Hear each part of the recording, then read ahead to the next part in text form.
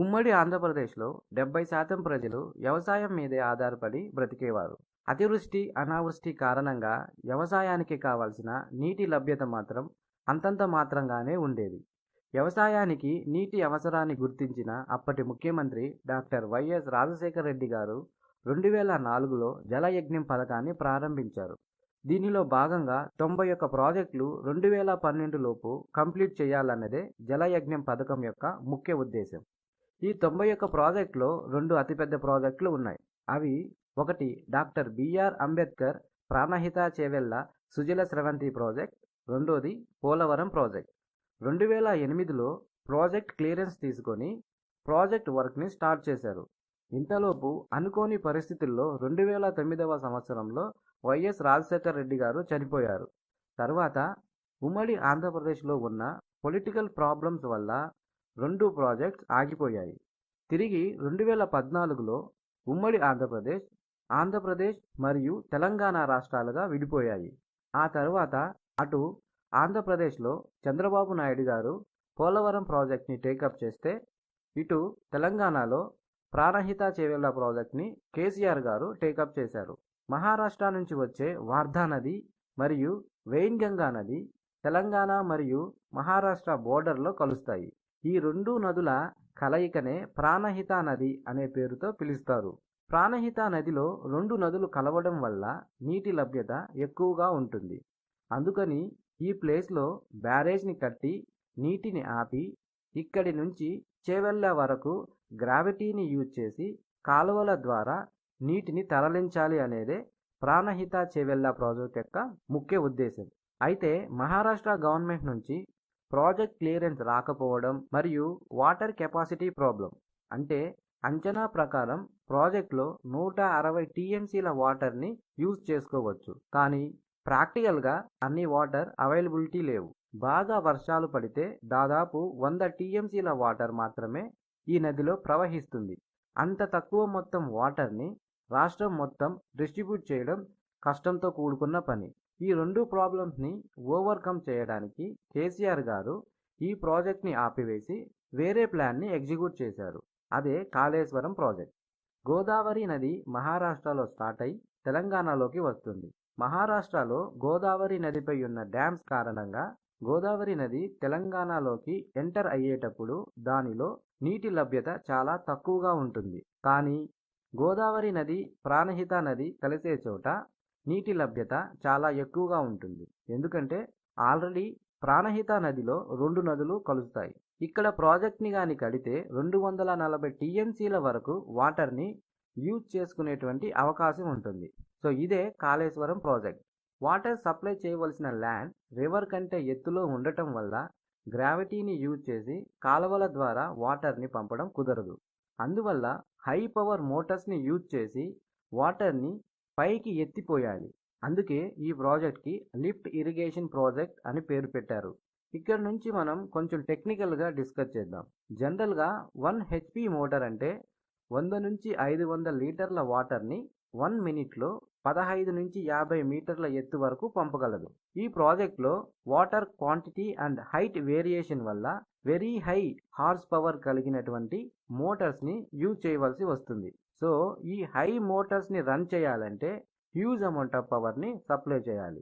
అందుకనే ఈ ప్రాజెక్ట్లో వాటర్తో కంపేర్ చేస్తే ఎలక్ట్రిసిటీ అనేది కీ కాంపోనెంట్. జనరల్గా ఫ్లో రేట్ ఆఫ్ వాటర్ని క్యూసెక్లో మెజర్ చేస్తారు. అంటే 1 క్యూసెక్ అంటే 28 లీటర్ల వాటర్ అని అర్థం. అంటే 1 సెకండ్లో 28 లీటర్ల వాటర్ ఫ్లో అయితే అది 1 క్యూసెక్ అవుతుంది. Now let us understand what is cusec and TMC. International system of units ప్రకారం ఈ యూనిట్స్ని మెజర్ చేస్తారు. వరల్డ్ మొత్తం ఈ యూనిట్స్నే ఫాలో అవుతారు. క్యూసెక్ని క్యాలిక్యులేట్ చేయడానికి 12 ఇంచ్ లెంత్ ఉన్నటువంటి ఫుట్ని తీసుకుంటారు. అదే కొలతలతో అంటే 12 ఇంచ్ లెంత్ ఉన్నటువంటి క్యూబ్ని తయారు చేస్తారు. ఈ క్యూబ్ వాల్యూమ్ దానిలో నింపగలిగే వాటర్కి సమానం అవుతుంది. సో దీనిలో నింపగలిగే వాటర్నే క్యూసెక్కి ప్రామాణికంగా తీసుకుంటారు. సో జనరల్గా 1 ఇంచ్ అంటే 2.54 సెంటీమీటర్. సో 12 ఇంచెస్ అంటే 12 ఇంటూ 2.54 సెంటీమీటర్. So 30.48 centimetre. జనరల్గా క్యూబ్ యొక్క volume formula length into breadth into height.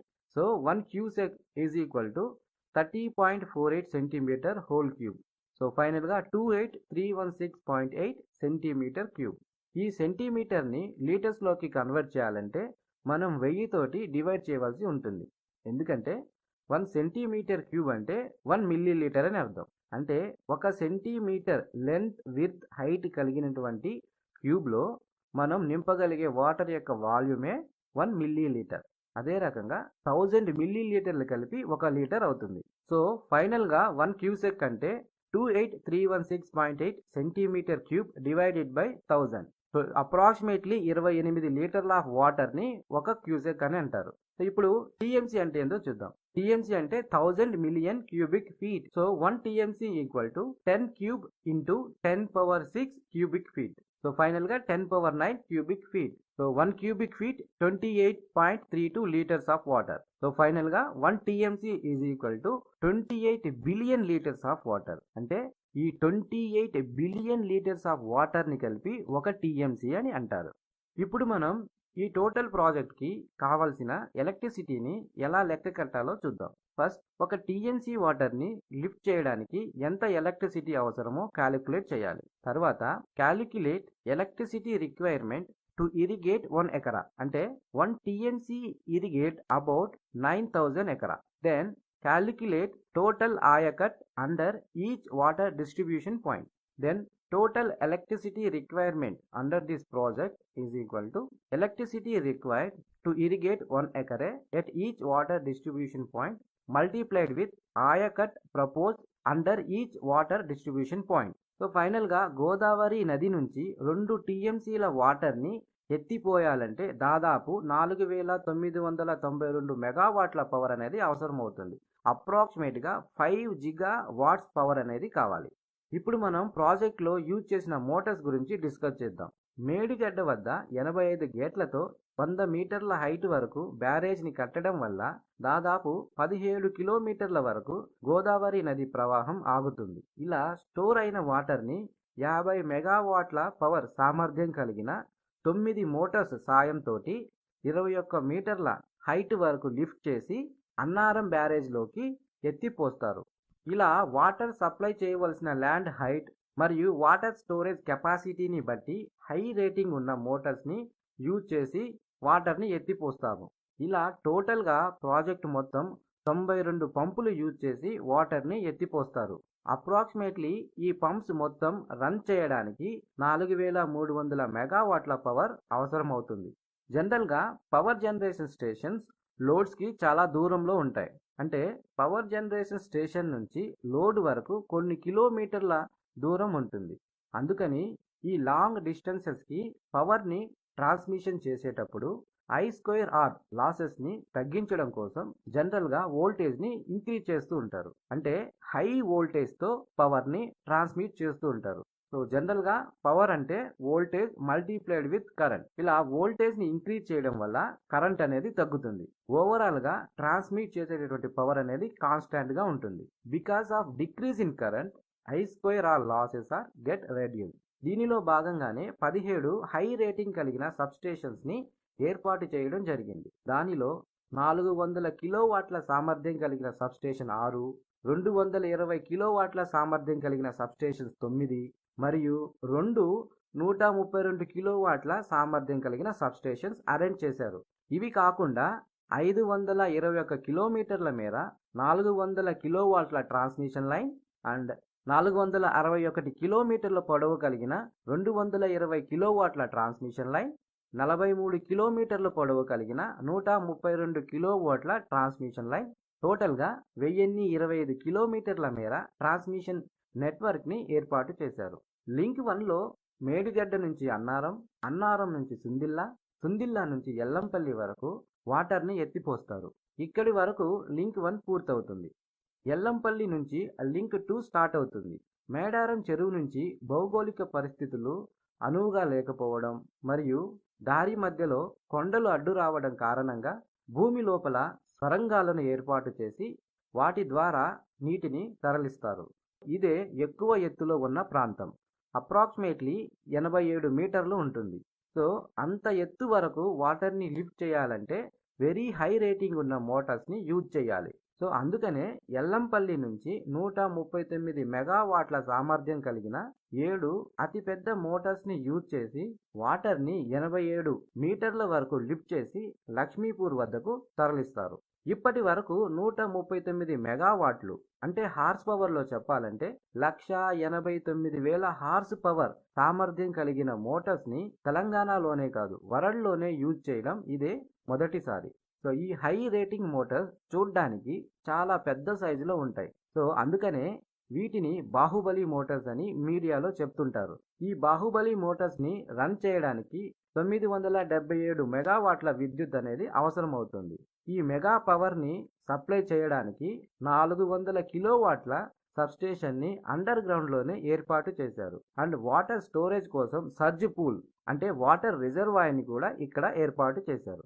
ఇలా అన్ని అండర్ గ్రౌండ్లోనే డిజైన్ చేయడం వల్ల ఎఫెక్టివ్గా భూమి సేకరణ ఇష్యూని అధిగమించారు.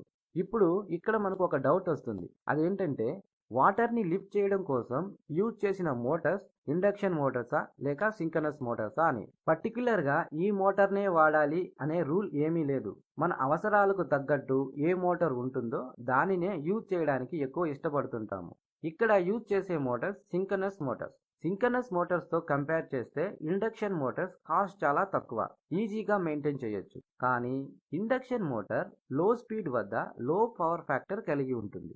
అందుకని లో స్పీడ్ వద్ద దీని యొక్క ఎఫిషియన్సీ చాలా తక్కువగా ఉంటుంది. అందుకే high power and load speed అప్లికేషన్స్కి ఇండక్షన్ మోటార్ కంటే సింక్రనస్ మోటార్ని యూజ్ చేయడం వల్ల ఎఫెక్టివ్ రిజల్ట్స్ని పొందొచ్చు. Induction motor high power load speed అప్లికేషన్కి అంత సజెస్టబుల్ కాదు. ఎందుకంటే ఇండక్షన్ మోటార్ లైట్ లోడ్లో ఉన్నప్పుడు పవర్ ఫ్యాక్టర్ అనేది చాలా తక్కువగా ఉంటుంది. దీనికి రీజన్ ఏంటంటే ఇండక్షన్ మోటార్ స్టార్ట్ అయ్యేటప్పుడు స్టేటర్ అండ్ రోటర్ మధ్య ఉన్న ఎయిర్ గ్యాప్ వల్ల క్రియేట్ అయిన రిలక్టెన్స్ని ఓవర్కమ్ చేయడానికి చాలా ఎక్కువ మొత్తంలో మ్యాగ్నెటైజ్ కరెంట్ని తీసుకుంటుంది. దీనివల్ల ఇండక్షన్ మోటార్ సప్లై నుంచి చాలా తక్కువ మొత్తంలో కరెంట్ని తీసుకుంటుంది. Vector some of load current and magnetising current lakhs voltage around 70 to 80 degrees. అందుకని పవర్ ఫ్యాక్టర్ తక్కువగా ఉంటుంది. ఇలా పవర్ ఫ్యాక్టర్ తక్కువగా ఉండడం మరియు హై మ్యాగ్నటైజింగ్ కరెంట్ వల్ల మోటార్లో కాపర్ లాసెస్ అనేటివి ఎక్కువైపోతాయి. ఈ హై కాపర్ లాసెస్ వల్ల మోటార్ యొక్క ఎఫిషియన్సీ తగ్గిపోతుంది. అంటే వాటర్ని లిఫ్ట్ చేసే కెపాసిటీ తగ్గిపోతుంది అన్నమాట. అందుకని high power and low speed అప్లికేషన్కి ఎఫెక్టివ్ రిజల్ట్ కోసం సింక్రనస్ మోటార్ని సజెస్ట్ చేస్తారు. Synchronous motor run at constant speed, that is at synchronous speed at any load. So during low load also it is having a good efficiency as compared with induction motor. ఇక్కడ మనం vertical pump with synchronous motor arrangement ని చూడొచ్చు. Vertical pump bottom లో centrifugal wheel ని connect చేయబడి ఉంటుంది.